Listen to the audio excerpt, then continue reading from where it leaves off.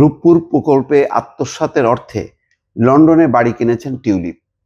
দুদকের বরাতে টেলিগ্রাফের প্রতিবেদন। টেলিগ্রাফ অর্থাৎ লন্ডনের একটি প্রভাবশালী পত্রিকা টেলিগ্রাফ। সেই পত্রিকা বলছে যে রূপপুর পারমাণবিক যে প্রকল্প, সেই প্রকল্পের যে আত্মসাৎ করেছে শেখ হাসিনা এবং শেখ রেহানার পরিবার, সেই অর্থ দিয়ে টিউলিপ বাড়ি কিনেছেন। তার প্রমাণ হিসেবে বলা হয়েছে, যখন নাকি এই পারমাণবিক চুক্তি হয়, ভ্লাদিমির পুতিনের পাশে টিউলিপও দাঁড়িয়েছিলেন, অর্থাৎ তারও একটা সংযুক্ততা আছে এই প্রকল্পের সঙ্গে। এখানে বলা হচ্ছে যে যুক্তরাজ্যের সাবেক নগর ও দুর্নীতি বিরোধী মন্ত্রী টিউলিপ সিদ্দিক তার মা ও খালার যোগসাজশে বাংলাদেশের রূপপুর পারমাণবিক বিদ্যুৎ কেন্দ্র প্রকল্প থেকে তহবিল তছরূপ করে সেই অর্থ দিয়ে বাড়ি কিনেছেন বলে অভিযোগ উঠেছে। এই অভিযোগের তদন্ত করছে বাংলাদেশের দুর্নীতি দমন কমিশন।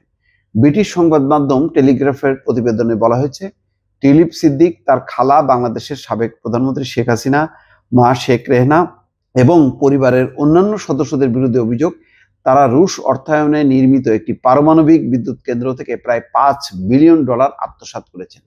সেই আত্মসাৎ করা অর্থের একটি অংশ £7 লাখ ব্যবহার করে টিউলিপ লন্ডনে একটি বিলাসবহুল ফ্ল্যাট কিনেছেন বলে অভিযোগ উঠেছে। গত জানুয়ারিতে যুক্তরাজ্যের প্রধানমন্ত্রী স্যার কিয়ার স্টারমারের নৈতিকতা বিষয়ক উপদেষ্টা স্যার লরি ম্যাগনাস তদন্ত শেষে জানান, টিউলিপ সিদ্দিক অনিচ্ছাকৃতভাবে জনসাধারণকে বিভ্রান্ত করেছেন। এরপর তিনি ব্রিটিশ মন্ত্রিসভার ট্রেজারি বেঞ্চ থেকে পদত্যাগ করতে বাধ্য হন। ট্রেজারি মন্ত্রী হিসেবে তার দায়িত্বের মধ্যে দুর্নীতি বিরোধী লড়াই অন্তর্ভুক্ত ছিল। তবে কয়েক সপ্তাহ জুড়ে তার বিরুদ্ধে ওঠা প্রশ্নের পর তিনি নিজেই বিষয়গুলো তদন্তের জন্য স্বেচ্ছায় এগিয়ে আসেন। টিউলিপের বিরুদ্ধে অভিযোগ, লন্ডনে তিনি যেসব বাড়ি বা ফ্ল্যাট বা অন্যান্য সম্পত্তি ব্যবহার করেন, সেগুলো বাংলাদেশে তার খালার রাজনৈতিক দল আওয়ামী লীগের সঙ্গে সংশ্লিষ্ট। ৭৭ বছর বয়সী হাসিনা বাংলাদেশের সবচেয়ে দীর্ঘমেয়াদী প্রধানমন্ত্রী ছিলেন। তবে গত আগস্টে ছাত্র জনতার অভ্যুত্থানে তিনি ক্ষমতাচ্যুত হন এবং বর্তমানে ভারতে অবস্থান করছেন।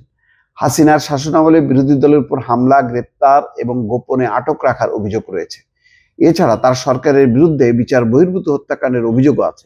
সাবেক প্রধানমন্ত্রী হাসিনা ও তার ঘনিষ্ঠ সহযোগীদের বিরুদ্ধে অভিযোগ, তারা দেশ থেকে কোটি কোটি ডলার লুটপাট করেছে।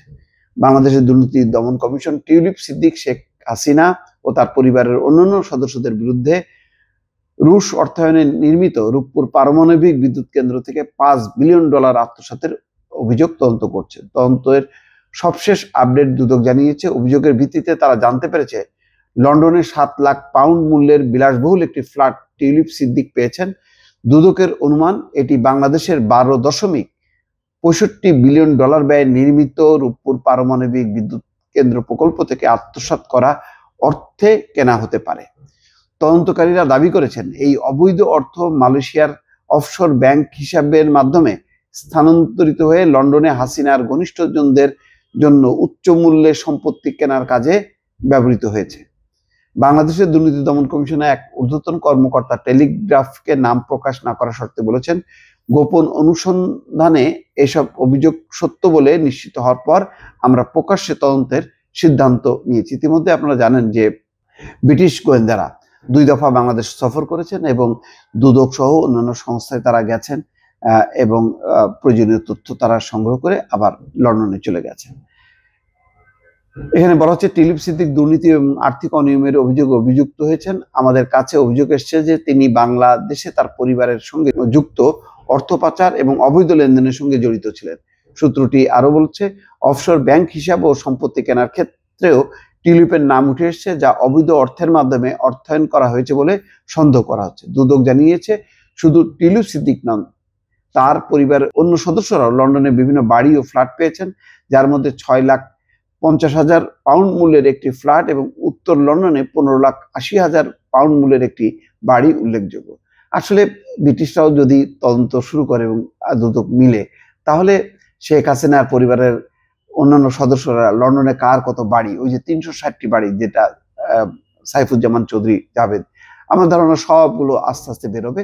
তারা চালাকি করে এটা অফশোর ব্যাংকের মাধ্যমে স্থানান্তর করেছে, সেখান থেকে মানে লন্ডনে নিয়ে এসে নানা ধরনের সম্পত্তি কিনেছে, যেগুলি গভীর তদন্তের মধ্য দিয়ে এখন আস্তে আস্তে প্রকাশ হচ্ছে। দর্শক ভালো থাকবেন, আল্লাহ হাফেজ।